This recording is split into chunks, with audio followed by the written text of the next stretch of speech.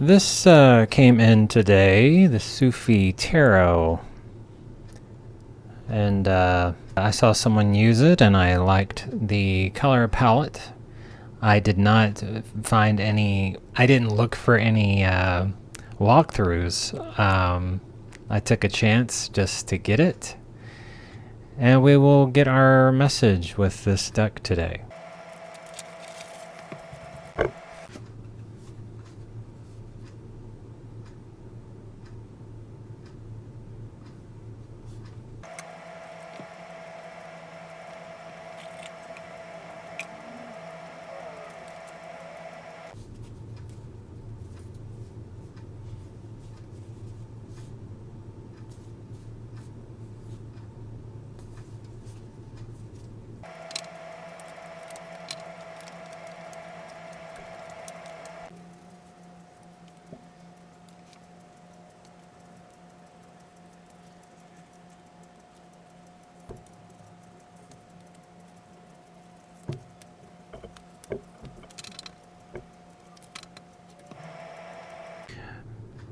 All right, for our present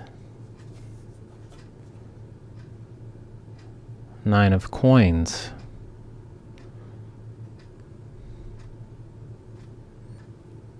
Our opportunities.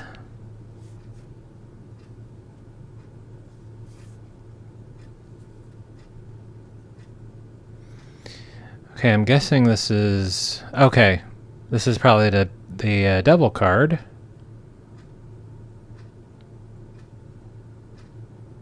All right. Our challenge.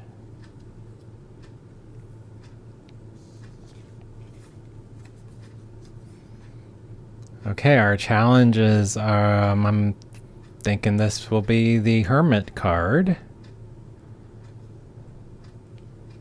Our advice.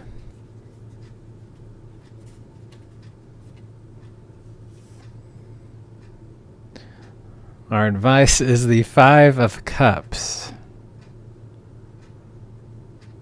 In our outcome or lesson here, Four of Sword. And the bottom of the deck is the Seven of Sword. Okay, we got a guy here in the dark. So just for grins, I'm going to look at these majors here to see if this book has maybe a twist on the meanings. Okay, upright, ego, shadow self, fears, attachment, unclear thinking. Okay, trapped. Losing to temptation, addiction. The nafs, known as the devil in traditional tarot, is not much... not so much an external force, rather it is our own lower self, often called the ego. It is the smoke in our minds that keeps us from seeing clearly, our fears that lead us toward destructive behavior, and the Isla that Sufis talk about. Literally translated as God with a lowercase g, an Isla is a construct of our minds we give so much power to that it consumes us. It can be a preoccupation, a desire, a fear, a challenge, anger, or a need for revenge that takes over your life. It is often the last thing you think or worry about before going to sleep. The Sufis describe the Islas as excessive emphasis placed on material success. Okay, emphasis placed on material success. Physical pleasure and matters related to the ego. When this card appears for you, you are being asked, what is your Isla? What in your mind and heart is imprisoning you?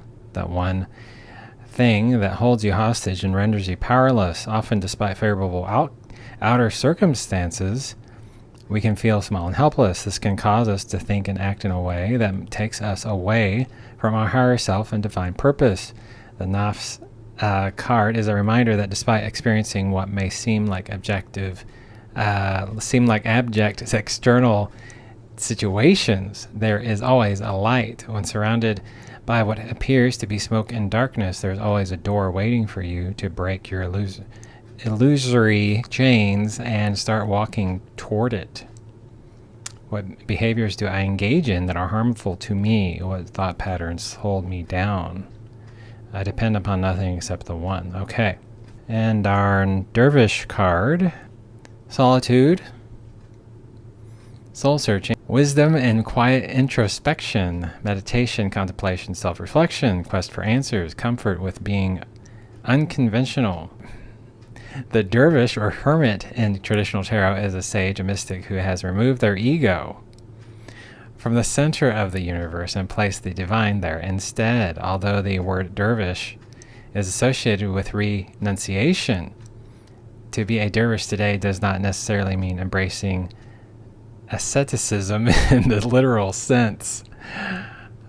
Okay. Rather, it refers to a spiritual state of being that is connected to something other than our physical lives. The dervish learns to be in the world but not of the world, connected yet disconnected, standing at the door between the inner and outer realms. The dervish, literally doorway, represents a state of oneness with the divine and simultaneous unity with all of creation. When this card appears for you, you are being guided to the place of silence and stillness within yourself. Have you been caught up in the rat race or drama of the world? Do you need to disconnect and take some time out to reflect on what is important to you and what is important to and for you? This card comes with a strong message of the need for introspective and inner reflection to examine the effect the outer world is having on you and to focus on your own needs. There is an ancient tale of a dervish who would knock on people's doors in the middle of the night saying, "Awaken, awaken." If the dervish arrives at your door, then this is a call to awaken to a new perspective, a new way of being. You are being guided to the inner wisdom, to the light within you that often dulls in the haze of frenzied outer activity. What is my relationship with solitude? Do I take time out for myself away from the noise of the outer world? I honor the guidance that comes from within. So, I pulled these cards last week, and I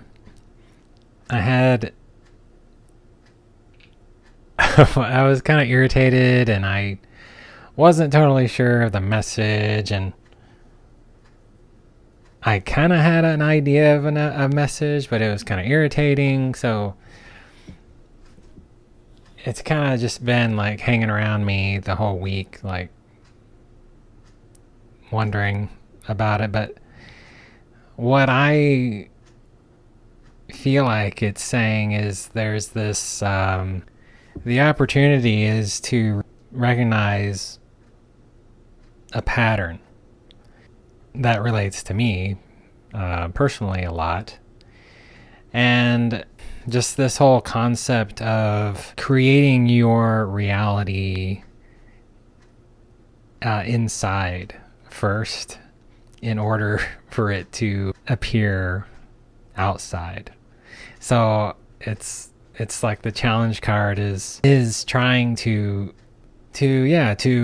create your reality from within first.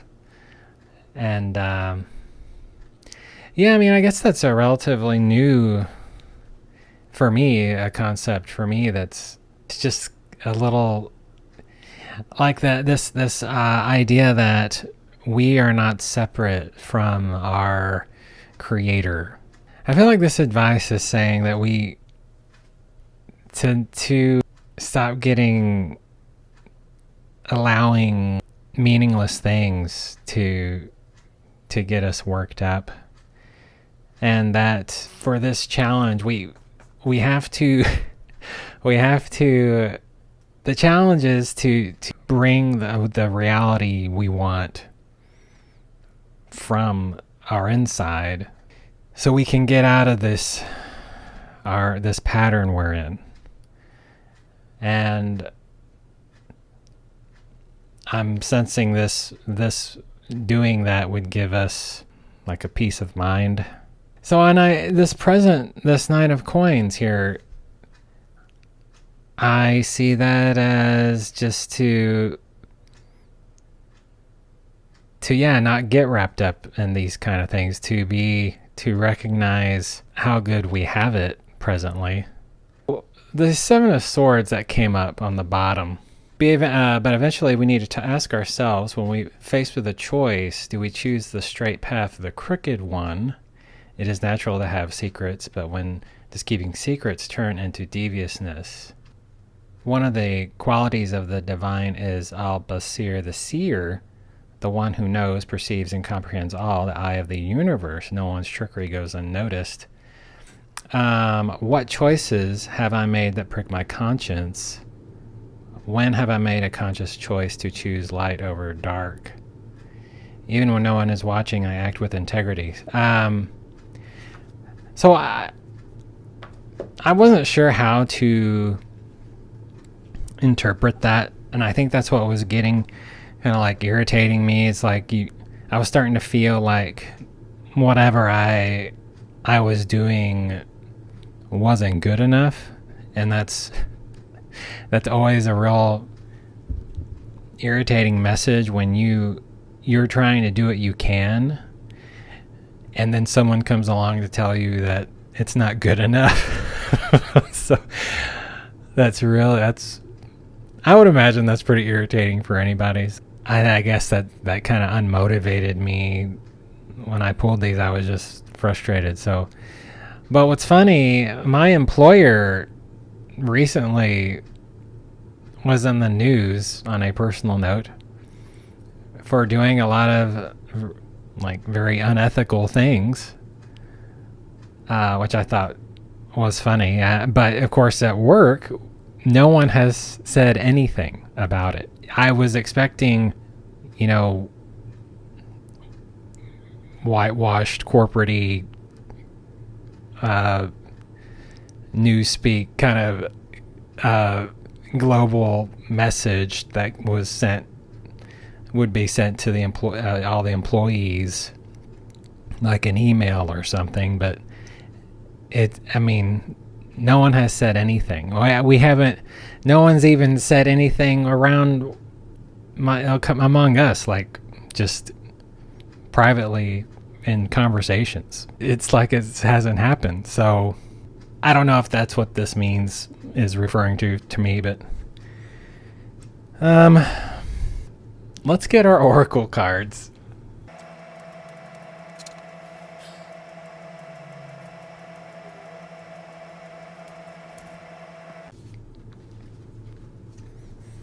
The Crystal Cave. You stand before the cave, but you can't see in. Although you don't know what to expect, certitude is rising from within you. You know that you are meant to go forward. You know that you are safe. You take a deep breath in, then you take the first step. Caves have long been considered secret passageways to sacred powers and forces. Certain shamanic initiations occurred in caves because they were thought to be places where your intuition could be activated. The appearance of this card is a message to believe in your intuition no matter where it takes you. Have faith in yourself and know that you're divinely guided even when you have doubts. Trust your feelings about others and about situations. You're exactly where you need to be. Trust is the foundation of the ability to manifest. Everything was created because someone believed that it was possible. And patience is absolutely crucial in the application of this principle. Change can happen in a heartbeat, but sometimes some things require time. Please be patient and know that it will happen. Whatever receives your care and attention will flourish. Believe you've planted your seeds. Now give them time to grow. In cultures throughout the world,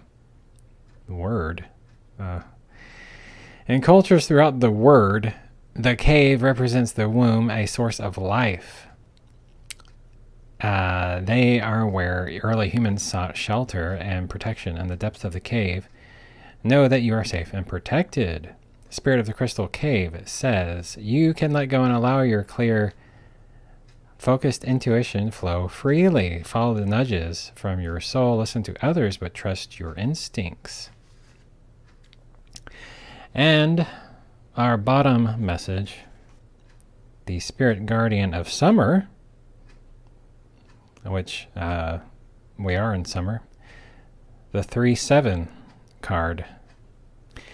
In the sacred forest, the spirit guardian of summer has arrived. Large clumps of purple berries hang heavy on the vine.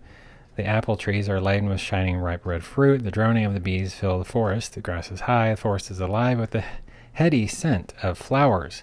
Vitality, health, success, abundance, healing, and passion are expanding in your life. However, you can't sit back and wait for it to happen. The energy of summer is the energy of working with passion in the direction of your dreams. Give it everything you've got to, and immense reward will follow. Do not sit on the sidelines. Work hard and play hard. That's actually one of my most annoying sayings that people say. So, okay, your labor will pay off if you hold back and repress what you feel.